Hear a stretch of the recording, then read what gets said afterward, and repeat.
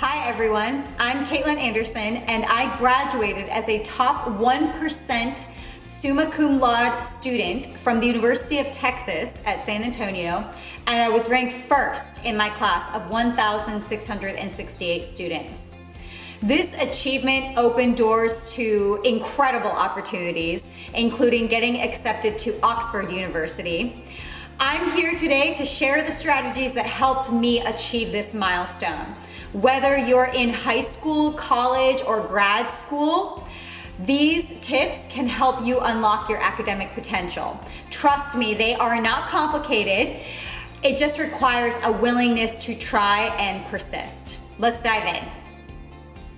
Habit number 1 is to build up your stamina while testing your limits.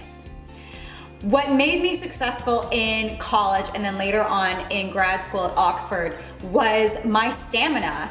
I can tell you that when I was in high school, a typical day for me would be wake up at 5 a.m., get ready, go to my religion class from 6 to 7 a.m. Then I had to go straight from there to school, and school started at 7:45.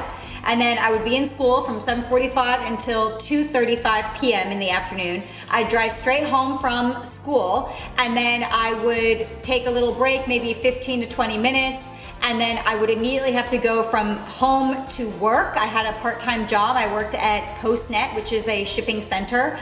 And then from there, I would work from maybe 3:30 p.m. to 6 or 6:30, and then after that, I'd go straight to dance class from 7 to maybe 8 p.m. or 8:15, and then I would drive straight home from dance class and I would start my homework and do my homework until maybe 10 p.m. at night.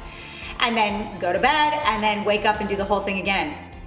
That many tasks and things that I had to do every day was a lot when I was first managing things early on, freshman, sophomore year. But what it taught me was that I'm actually capable of adding more things to my schedule than I initially would have thought. So that's the same thing with you when you're looking at what you can actually handle. You have to test that limit. You don't know, but I can tell you that it's a lot more than what you think. That's something that I learned too physically when I became a professional international Latin dancer. I realized that when I think I'm maxing out at what I can do physically, because being a professional Latin competitor is all about stamina, I actually had about 50% more in me that I could give. And so that's true of our physical stamina, our mental, emotional, intellectual stamina as well. So push until you can see exactly how much you can do. Habit number 2 is to avoid the shiny object syndrome. Let's talk about this syndrome. You know that feeling when you get really excited about something new, maybe starting a student club or a new project, and then you start to lose interest and you want to jump to the next thing. I've been there, but the truth is that success comes from doing a few things really well, not from doing everything. So if you jump from thing to thing, you don't give yourself the time to become very good at those things. And so my recommendation to you would be to pick a handful, maybe 2 or 3 things that are really interesting to you and that you are really good at, and focus your time on those things when you're in high school, when you're in college, and when you're in grad school. And that will allow you to become an expert in these things, and that produces value to our world. So you will be sought after because you are really good at these 2 things, maybe 3 things. Habit number 3 is to confront your knowledge gaps. This one is huge because it's very easy for us to avoid topics that we are bad at because they are frustrating. But we can't afford to do that if we're trying to get a very high GPA or do well in grad school, because every class is going to count towards your GPA. So when you're coming to a class that may be a requirement and you know that probably it's not one of your natural strengths, you should start putting people and resources in place to help you succeed before the class even starts.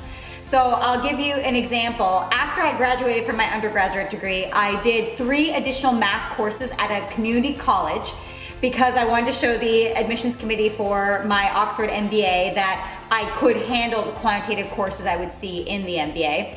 And so I took college algebra, pre-calculus, and calculus 1 for scientists and engineers. Now, I knew that I am naturally not a good math brain, and it would be harder for me to understand how to make things work. So I went to the college campus and I looked at the tutoring center. I talked to some engineering students, found people that would be willing to tutor me. And so I set those people up even before the classes started. And then when the class started and things started hitting me and I couldn't understand, I would go to these people and just ask them, can you explain it one more time? I don't understand it. And I'll tell you, the surprising outcome was that I actually scored I was first in my calculus 1 class, and that's math. And that is crazy to me that I would score high in a math class. But it was because I was willing to focus head on, look at this weakness that I have, and try to do my best to figure it out, ask more questions, get frustrated, come back to it, and just never quit until I could actually fully understand it. Habit number 4 is consistency over perfection. I follow the no 0 days rule, which is where every day I try to at least make a tiny bit of progress towards my goals. There's this incredible book I read a few years ago by James Clear called Atomic Habits, and it covers all the strategies that the most successful individuals and teams have used to accomplish their goals. And it's the 1% rule, which is that every day they look at all the activities, all the things they're doing, and they try to improve each of those by 1%.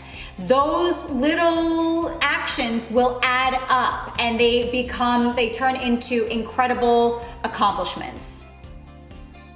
Habit number 5 is to lean into your natural advantages. This one's all about playing to your strengths. And when I began playing to my strengths, which are writing, communication, and strategy, I started to excel.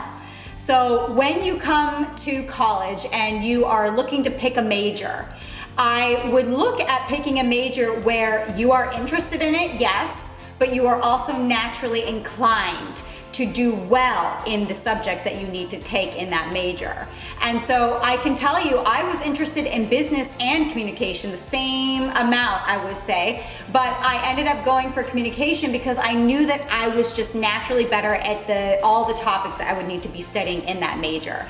In the business major, I was gonna have to do calculus 1 and economics and statistics at a higher levels. And I just am not naturally able to understand mathematics concepts the way I am other things. And so that's why I turned towards the communication major. Now, I still had to do things that were difficult. I had to do basic economics, finance, and accounting classes, but I was able to find the ways to excel in those classes by fortifying myself with tutors and resources.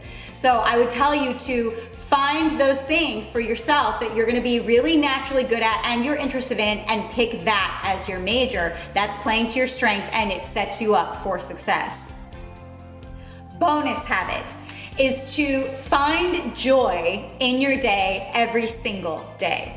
For me, that was 15 minutes of dancing or writing my novel, but whatever it is for you, make time for it. So if you need to go on a walk or play guitar or draw, make the time to do those things, because balance is key to long-term success.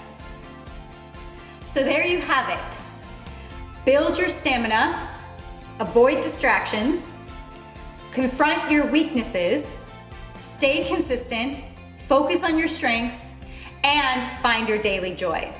These habits helped me graduate at the top of my class and get into Oxford University, and they can help you too.